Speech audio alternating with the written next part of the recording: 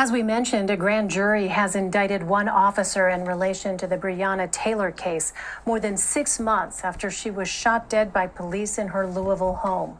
Fired officer Brett Hankinson was indicted on 3 counts of wanton endangerment. 2 other officers who opened fire were not indicted. Kentucky Attorney General Daniel Cameron said Taylor's death was a tragedy, but that the rule of law must apply. According to Kentucky law, the use of force by Mattingly and Cosgrove was justified to protect themselves. This justification bars us from pursuing criminal charges in Miss Breonna Taylor's death. I certainly understand the pain that has been brought about by the tragic loss of Miss Taylor. I understand that as a Attorney General who is responsible for all 120 counties in terms of being the chief legal officer, the chief law enforcement officer. I understand that. I understand that as a black man, how painful this is. And which is why it was so incredibly important for make sure that we did everything we possibly could to uncover every fact.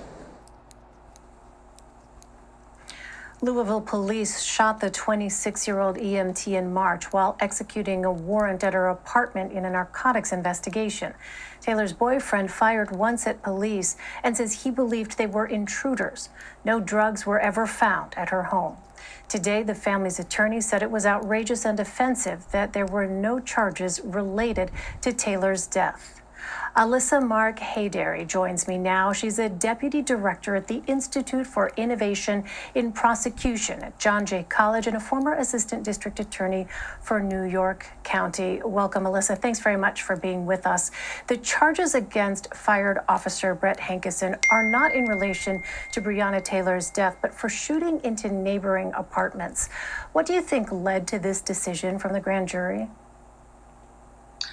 First of all, thank you so much for having me. I think this has been a very difficult day for communities across the country. You know, it's really hard to speculate as to what led to that without being in the grand jury, which are secret proceedings. Thankfully, the Attorney General of Kentucky came out and gave us a fair amount of information. And it sounds like what led to that specific indictment is that the officer, Detective Hankinson, in fact, fired bullets not into Miss Taylor's apartment, but into the apartment neighboring hers. And so it appears that that is what led to the grand jury's decision. Do you think this decision overall is one that might merit federal oversight?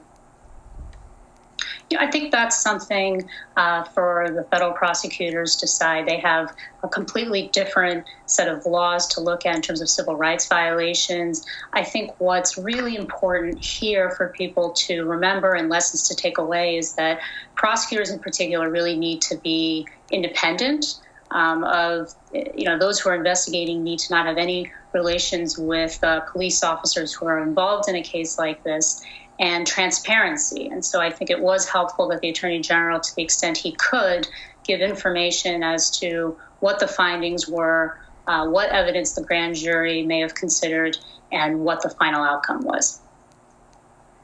So what does that mean? What happens next with the officers who were not charged? Well, I think, there's still a federal investigation going on, so we don't know what's going to happen there.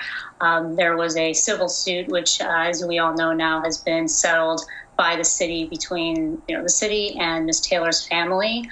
There may be disciplinary charges coming. So there's still some information left to be decided, but it does appear that in terms of criminal charges for those 2 officers in the state of Kentucky, that is not going to be going forward against those 2 officers. I know this might be tough to answer, but based on the facts of the case that have been made public, do you believe justice was served? I think that, again, we don't have all the information that the grand jury had. I think the way to increase legitimacy of law enforcement, and this is something that we really emphasize here at the Institute for Innovation in Prosecution, is, again, independence and transparency. You are not going to have a public that feels as though law enforcement has been held accountable unless you have investigators who are independent, who have nothing to do with the officers involved, unless the public is informed not just what the charges are, but why.